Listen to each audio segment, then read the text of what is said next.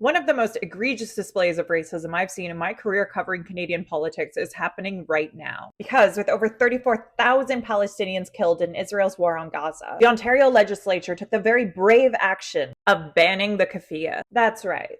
See, at some point, security in the Ontario legislature started prohibiting anyone from entering Queen's Park if they're wearing a keffiyeh, claiming they're a political symbol when you're not allowed to wear political symbols in the legislature, which is frankly an offensive interpretation that completely erases the long-standing cultural significance of the keffiyeh. While the legislature has tried to overturn the ban, it needs every single MPP to vote in favor or unanimous consent to make that happen. And while Doug Ford says he disagrees with the ban, he also won't force his MPs to agree to overturn it. So naturally, both times they've tried to overturn it, some MPPs had the audacity to say no.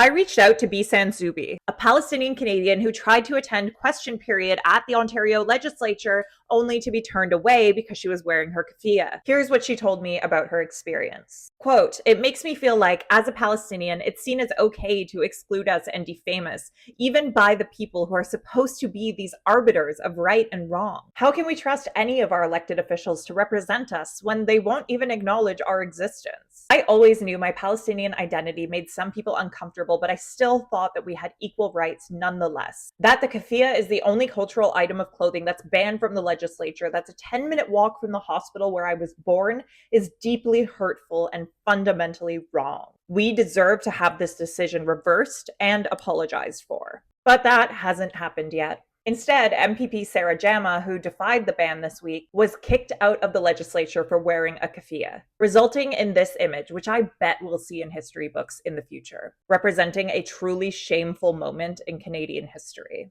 What do you think of all this?